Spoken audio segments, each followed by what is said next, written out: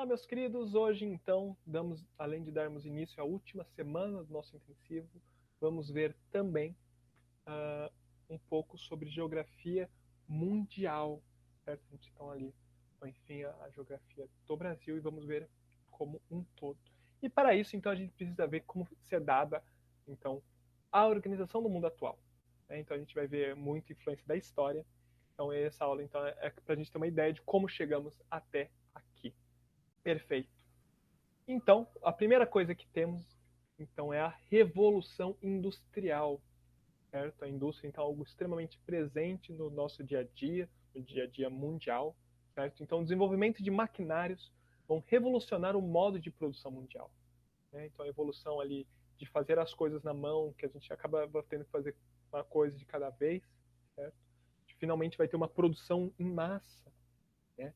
Que vai, então, a Revolução Industrial vai se datar primeiramente ali por volta no começo do século XVIII, certo? Em 1700, com origem na Inglaterra, certo? Que vão ter três fases, diversas fases, na verdade, né?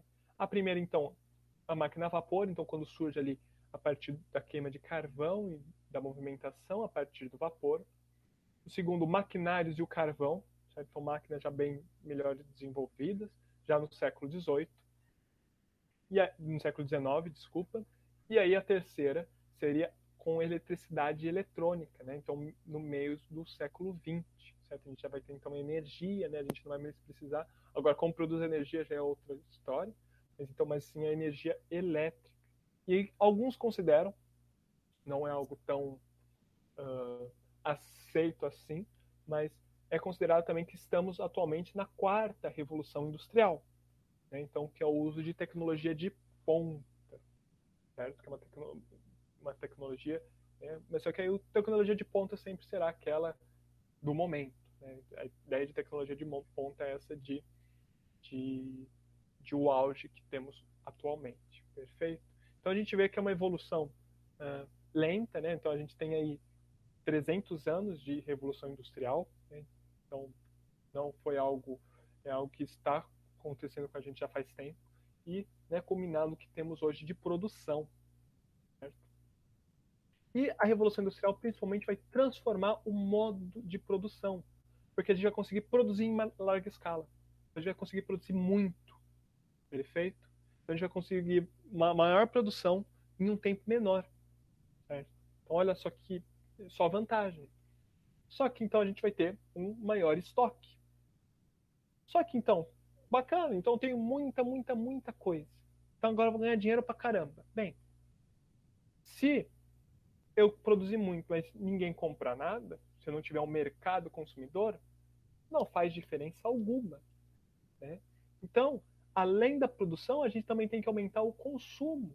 Então a gente também vai desenvolver esse consumismo, né? Essa necessidade de consumir para que sacie essa necessidade industrial. Então a gente vai ter um aumento do mercado consumidor. O imperialismo europeu, durante muito tempo, vai entrar nesta ideia. Quem que vai consumir o que a Europa produz? Né? A Europa, basicamente, vai ser o grande centro das revoluções industriais, o máximo ali saindo para os Estados Unidos, um pouco do Japão, mas na Europa, então ela vai ter muito do imperialismo, que além de conseguir matéria-prima para produzir, ou as suas colônias, né, seja na África, na América, na Ásia, teriam que consumir estas produções, certo? Então, essa relação. Então, olha como o imperialismo está muito ligado. Então, aí, esse imperialismo. Então, expansão do mercado, obtenção de matérias-primas. E o mercado consumidor, né? Então, a gente vai ter então, esse desenvolvimento no mercado que consome, certo? Temos aí também os desenvolvimentos que a gente já vai ver bonitinho do capitalismo, né? Mas aí então esse mercado consumidor, que também vamos ter os direitos trabalhistas, certo? Que vão vir como de duas maneiras, que a gente vai ter o lado humanitário contra o lado econômico. O lado humanitário é o que? A gente vai ter então essa necessidade, a gente conseguiu então também aumentar muito o nosso mercado consumidor, então a gente pode aumentar o quanto conseguir a produção. Só que durante muito tempo, quem operavam as máquinas eram trabalhadores. certo? E eles, então, não havia jornada mínima, né? Podia trabalhar ali 20 horas por dia, criança podia trabalhar à vontade, a gente tem relatos de crianças trabalhando, temos relatos de mulheres dando à luz durante o trabalho. Então, vai vir os direitos trabalhistas muito nesse lado para evitar essas monstruosidades. Só que também temos o lado econômico dos direitos trabalhistas. O trabalhador, muitas vezes, fazia parte daquela classe social que era a mais populosa. Certo? Se eu desse direitos trabalhistas para ele, principalmente né, o de pagar bem, ele poderia, no futuro, consumir, certo? Então, quem tem dinheiro consome. Então, também tem um pouco desses dois. Então, eu pago ele bem e esse dinheiro volta para mim. Certo? Então, a ideia da Revolução Industrial, então, é esse modelo aqui de produção que vai moldar muito o que a gente vai ver o capitalismo. Certo? Mas isso para daqui a pouquinho. Outra coisa essencial para como chegamos até aqui foi o que a gente passou agora há pouco, pela Guerra Fria. Né? Então, após a Segunda Guerra, a gente foi dividido basicamente em duas potências: os Estados Unidos representando o capitalismo e a União Soviética o socialismo. Né? Então, olhem aqui a divisão do mundo: os vermelhos, os estados comunistas ou satélites, e os vermelhos, os estados capitalistas ou satélites. Né? Então, realmente o mundo estava dividido. E a gente pode ver que uma divisão, basicamente, a gente vai ter algumas exceções, leste-oeste. Né? Por isso que a gente vai ter muito o Ocidente e o Oriente. Certo? Essa divisão do mundo, então, vai fazer o mundo ter o nome de mundo bipolar. Certo? E não era bem visto você ser meio termo, não era bem visto você não estar associado ou aos Estados Unidos ou à União Soviética. Ah, não, quero ser amigo dos dois. Não, é um ou outro. Certo? Ser amigos dos dois não era uma boa opção. Então a gente vai ter uma grande divisão e um fortalecimento de fronteiras. Né? Vai chamar Guerra Fria, porque, né? Então, principalmente porque não vai ter nenhum conflito direto. E olhem só no caso da Europa, né? Como era realmente metade da Europa, né? O caso vermelho era socialista e a outra metade era capitalista. Perfeito? É que o principal símbolo, a gente vai ter aqui a cortina de ferro, né? Era o Muro de Berlim. E a gente voltando aqui, a Alemanha vai ser dividida depois da Segunda Guerra e a cidade de Berlim também. E a Alemanha socialista vai fazer um muro em volta da metade capitalista de Berlim. Né? Então, que vai ser esse muro que realmente, do dia para a noite, diversas famílias serão divididas. Bem, então, o principal símbolo, o Muro de Berlim. Né? Porém, com o fim da Guerra Fria em 89 e com o fim da União Soviética e do Bloco Comunista em 91, a gente vai voltar a ter uma grande integração mundial. É aqui que a importância da Guerra Fria para os dias de hoje. É quando a gente tinha um mundo muito dividido. Quando cai toda a União Soviética, cai, ela tem a dissolução, volta até a Rússia se torna capitalista, a gente volta a ter uma tensão muito menor, porque antes todo mundo ficava muito desconfiado. Os comunistas não gostavam dos capitalistas, os capitalistas não gostavam dos comunistas, e ficavam os dois tentando se separar ao máximo. Só que com o fim disso, da Guerra Fria e do mundo socialista como um todo, a gente ainda tem países socialistas, mas são muito poucos, cria então um grande relaxamento, uma vontade de voltar a unir, certo? Então a gente vai ter a divisão leste-oeste substituída pela divisão norte-sul, só que uma divisão econômica apenas, não vai ser mais política. Então não vai ter, tipo, a gente pode ter o norte-sul ainda se relaciona, né? Então leste-oeste, socialismo e capitalismo, norte-sul agora países ricos contra países pobres, né? O que chamam de países desenvolvidos normalmente são esses países ao norte, em azul, que a exceção seria a Nova Zelândia e a Austrália. A gente tem aqui também Singapura, mas para inglês ver. Esse caso aqui é a Guiana Francesa, que na verdade é a França, né? O Brasil é considerado fazendo fronteira com a França, né? Mas é então os países ao norte, os países desenvolvidos, e ao sul, os subdesenvolvidos. Então essa integração mundial com as tecnologias, então a gente vai ter o processo de globalização que a gente vai falar na próxima aula, e o mundo agora vai deixar de ser bipolar, né, dois polos, e vai ser multipolar. Vamos ter vários polos. A gente já vive num mundo onde os Estados Unidos têm muito poder, porém não só, a gente tem poderes regionais. Né? A gente vai ter, então, a União Europeia, o Japão, O Brasil mesmo, como um poder regional, então a gente vai ter agora diversos polos, né? Por isso multipolos. Então, chegamos até aqui, então a gente vai ter essa integração, a gente vai ver depois na globalização bonitinho a vontade de a gente fazer blocos econômicos, né? A gente tem a União Europeia, temos o Mercosul, certo? A gente tem a União Africana, mas isso a gente vê depois. E chegamos então nesse aqui, com então, essa globalização e com a Revolução Industrial. E algo importantíssimo que temos é o desenvolvimento do capitalismo, certo? O que é o capitalismo? É o sistema econômico que a gente vive, né?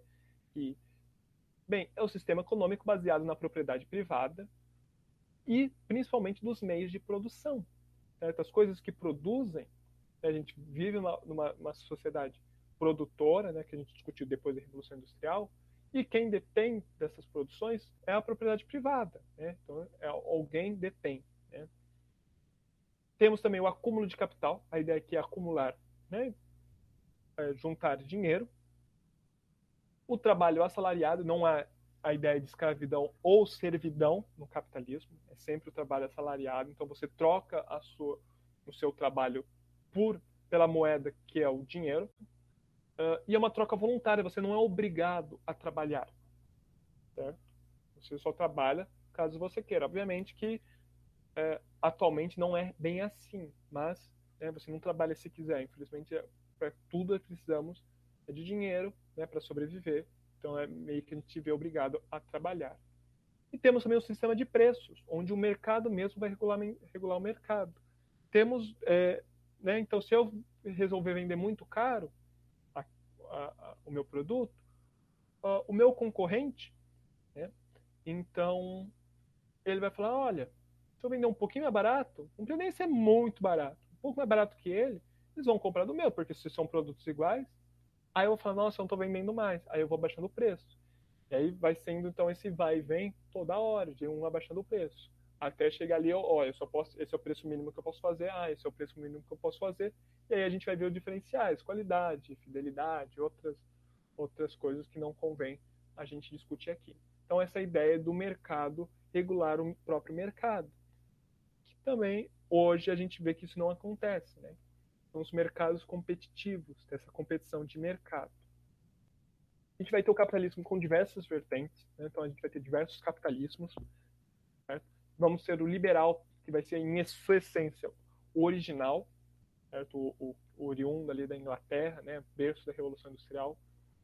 O social, com alguns aspectos mais né, ao social, de bem-estar social, né? Bem ligado à social-democracia, corporativista e o laissez-faire, onde esse aqui é o capitalismo mais uh, o que hoje chamam de liberal, né?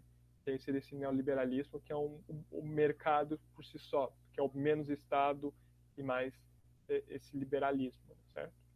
E, em geral, são 3 fases até agora estudadas do capitalismo, né? Não é global, tem países que estão países, sociedades que estão em uma fase, outras estão em outras dizem que estão até em fases, né, superiores, mas é uma discussão também que não cabe a nós. O primeiro, então, é o mercantilista, aquele começo bem rudimentar do capitalismo que a gente vê no mercantilismo mesmo, aquela prática das grandes navegações, de acúmulo de capital, balança comercial favorável, que é um capitalismo, né? Porém, ele é mais rudimentar, ele ainda não tem diversas coisas bem impregnadas e muitas vezes ele não é tão para todos, ele está muito restrita às classes dominantes. Depois o industrial, né, principalmente aí com a Revolução Industrial, que já vai ser essa produção em massa, consumo maior também, certo? E por último, falam do monopolista ou financeiro, que aí então volta a se concentrar muito, né, com o decorrer do capitalismo, que essa é a principal crítica, que mesmo que ele defenda, né, então essa regulamentação mais aberta e tudo mais livre, depois eles voltam o controle volta a pouco, né? Por exemplo, a gente tem por exemplo, vamos comprar salsicha no mercado. Eu não sei se eu quero perdigão ou sadia. Ao pé da letra, tanto faz, porque as duas são do mesmo dono. Né? Então, somos duas marcas de salsicha, só que do mesmo dono. Aí qual você vai preferir? para você vai fazer diferença, agora para o final não faz nenhuma. Não há uma competição entre essas duas salsichas, certo? Então, não só isso, a gente vai ver a Coca-Cola, por exemplo, vai ter dois Guaranás, ela tem o Quat e o Guaraná Fanta. Qual eu gosto mais, são produtos diferentes, mas aí o lucro no final vai para a mesma companhia. Então essa é a ideia do monopolista, né? O monopólio, o controle de poucas marcas, né? Temos a globalização também, certo? Vindo também principalmente com a internet, porque vai permitir comunicações rápidas na mão de grande parte da população mundial. Então todo mundo tem acesso à comunicação, né? Seja para se comunicar, seja para receber comunicação. Então o mundo está interligado nesse caso. A gente tem quase uma comunicação instantânea.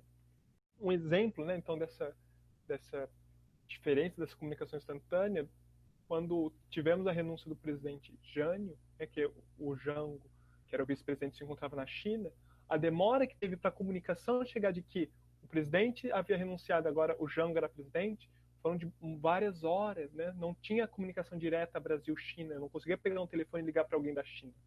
E falar rapidamente um pouco sobre aqui, né? Também sobre população de trabalho. Hoje no mundo somos cerca de 7,7 bilhões de pessoas, né? E a China e a Índia vão concentrar quase 40% dessa população mundial.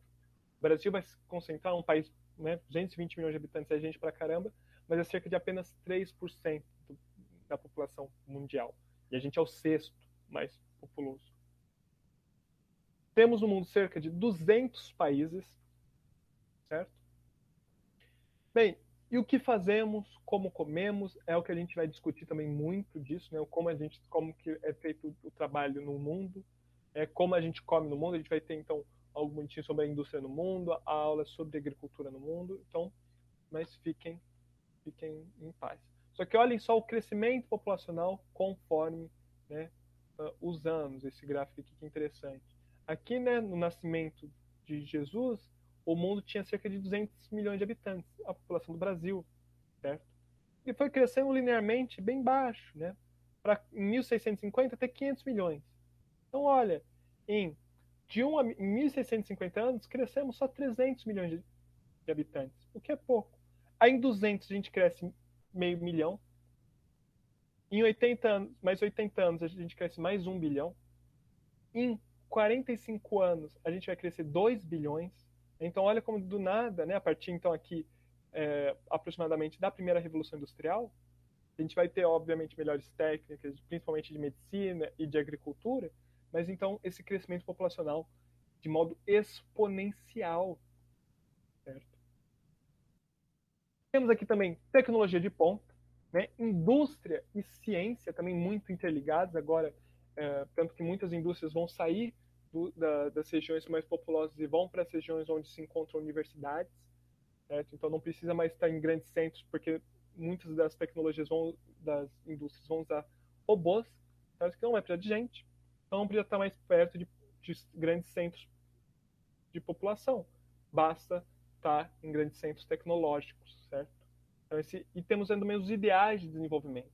E aí eu questiono para você o que é desenvolvimento, certo? O que é, então, ser um país desenvolvido, ter desenvolvimento. A gente vai ter muito do que a gente pensa de desenvolvimento, que a gente vai discutir depois, atrelado a essa visão da revolução industrial.